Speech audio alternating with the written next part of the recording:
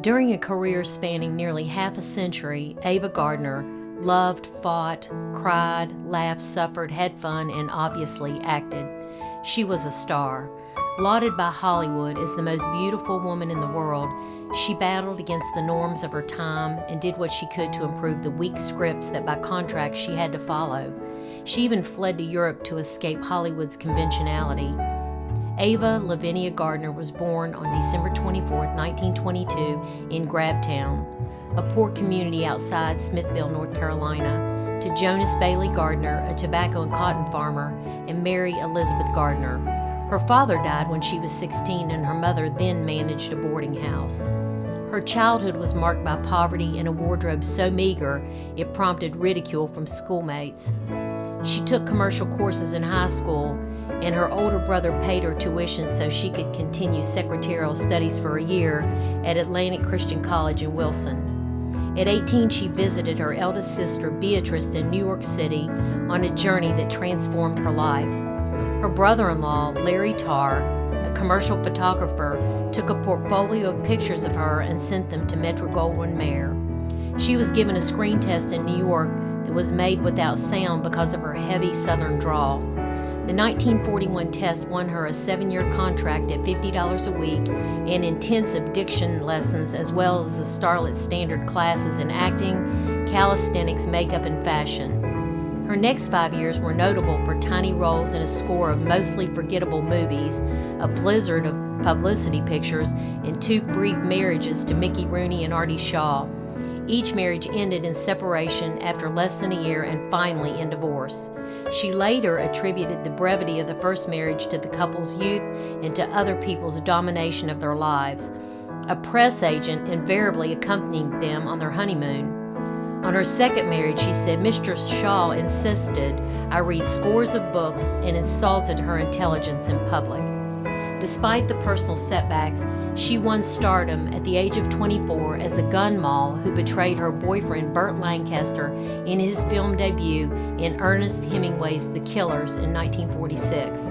Other early starring roles were in a musical, One Touch of Venus in 1948, a melodrama, The Great Sinner in 1949, and a fantasy, Pandora and the Flying Dutchman in 1951. But her third marriage to Frank Sinatra in 1951 was the most publicized Hollywood unions of the time. During the first 2 years of her marriage to Frank, he was at the lowest point of his career. She often had to loan him money so he could buy presents for his kids. He was broke in 1951, and she had to pay for a plane ticket for him so he could go with her to Africa, where she was shooting Mogambo in 1953. That all changed after he won the Best Supporting Actor Oscar for his performance in From Here to Eternity in 1953. The couple had bitter public quarrels and separated in 1953, but tried a series of brief cross-country transatlantic reconciliations, but were finally divorced in 1957.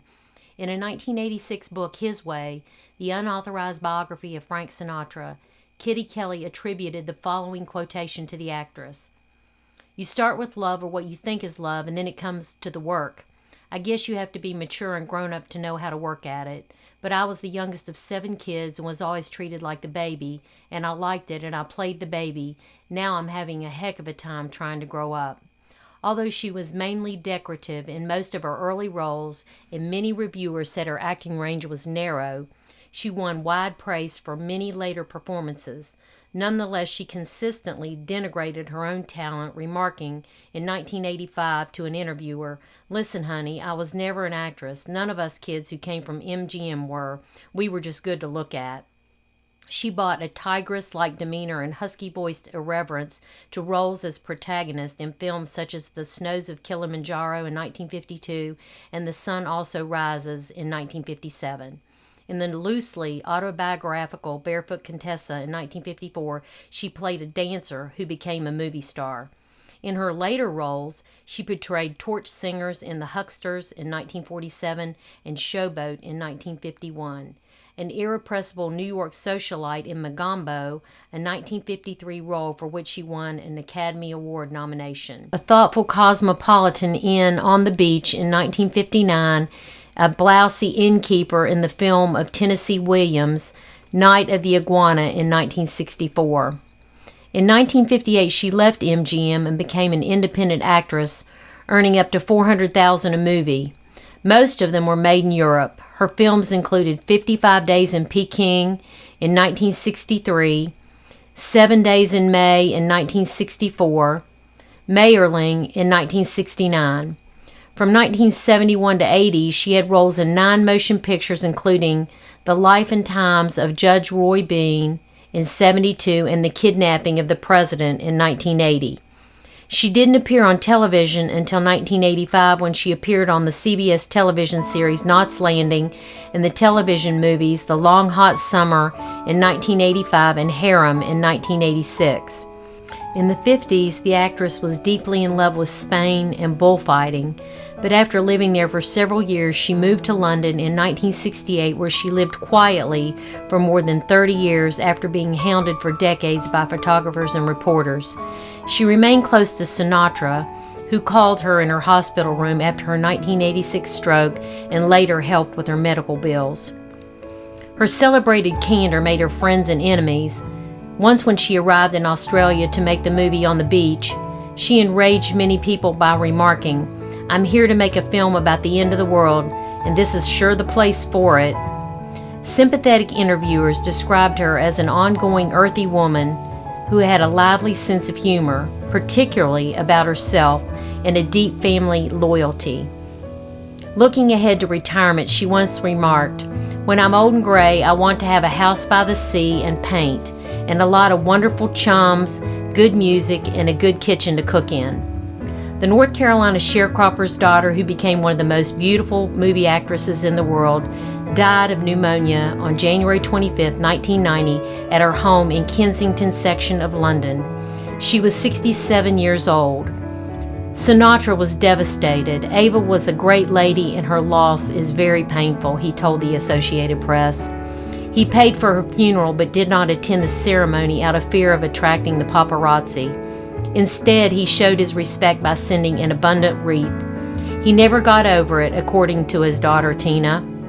The star's death was pronounced by Paul Mills, a longtime friend and film producer, who said she had been ill for some time, particularly with respiratory problems, and had a stroke more than 3 years ago. After her death in 1990, her longtime housekeeper Carmen Vargas and her dog, a Welsh corgi named Morgan, were taken in by her former co-star Gregory Peck and his wife Veronique. At her wish, she was buried beside her parents at Sunset Memorial Park in Smithfield, North Carolina. Ava Gardner appeared in 60 movies starting in 1942 and ending in 1981. Her star on the Hollywood Walk of Fame is located at 1508 Vine Street in Hollywood.